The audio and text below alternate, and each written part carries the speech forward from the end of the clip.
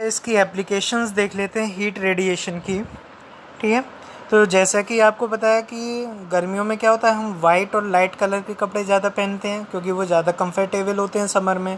तो ऐसा इसलिए होता है कि जो सन की हीट होती है, जैसे जो वाइट सरफेस होता है, सन की हीट होगी, वो क्या होगा, मोस्ट ऑफ द हीट को वो रिफ्लेक्ट कर देंगे, जिस वजह से जो आपके लाइट होगी, ठीक है, या जो धूप आपको लगेगी वो कम लगती है। इस वजह से हम क्या करते हैं, लाइट कपड़े पहनते हैं। और सर्दियों में क्या करते हैं, हम ब्लैक और डार्क कलर के क्लॉथ करते हैं, क्योंकि अभी हमने जैसे कि पढ़ा कि जो ब्लैक कलर होता है वो हीट को ऑब्ज़र्व अच्छे से करता है। ठीक है, तो वो हीट को ऑब्ज़र्व कर लेगा, तो ऑब्ज़र्व करने पे क्या होगा, आपकी बॉडी को भी वो गर्म रखेंगे कपड़े। ठीक है, तो इसलिए हम सर्दियों में ब्लैक कलर के कपड़े पहनते हैं। The base of cooking vessel is painted black.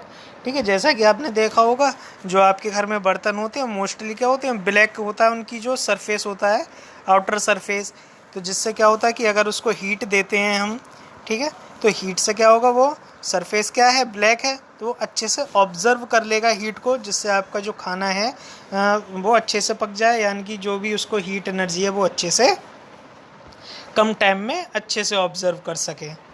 ठीक है, आगे बढ़ते हैं। आपका नेक्स्ट है थर्मस फ्लास्क। तो इसका डायग्राम आप देखेंगे तो थर्मस फ्लास्क आपने देखा ही होगा कि जैसे चाय उसमें रखें तो गर्म की गर्म ही रहती है काफ़ी टाइम तक। ऐसे ही अगर ठंडा पानी रखें तो पानी ठंडा ही रहता है।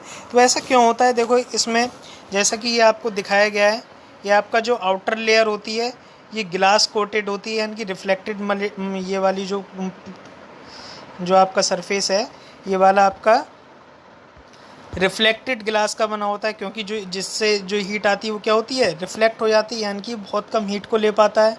ठीक है, अगर हीट कम हो और उसके बाद इसमें ये वैक्यूम होता है, मतलब इसमें कुछ नहीं होता, तो कोई भी मीडियम नहीं मिलता उसको यहाँ तक आने के लिए। अगर हीट थोड़ी सी आ भी जाती है तो रेडिएट होकर बहुत कम मात्रा में आ पाती है।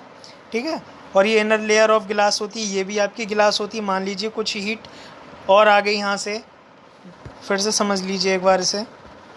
देखो, ये आपका जो आउटर पार्ट होता है ये आपका होता है क्या, ग्लास कोटेड होता है। ठीक है, और रिफ्लेक्टेड मटेरियल होता है। इसके बीच में ये पूरा वैक्यूम होता है, मतलब यहाँ पे कोई भी एक तरह से स्पेस होता है। और ये लास्ट पार्ट भी आपका इनर लेयर होती है ग्लास की, जो कि आपकी रिफ्लेक्टेड होती है। ठीक है, तो इसको समझेंगे कि जैसे कि लाइट इस पर पड़ी, ठीक है, लाइट आई तो क्या होगा, ये रिफ्लेक्ट कर देगा लाइट को। ठीक है, लाइट को रिफ्लेक्ट कर दिया तो बहुत कम मात्रा में जो हीट होगी वो अंदर आ पाएगी। ठीक है, अब अंदर आ पाएगी तो यहाँ पे कोई वैक्यूम, ये वैक्यूम है तो कोई मीडियम नहीं है।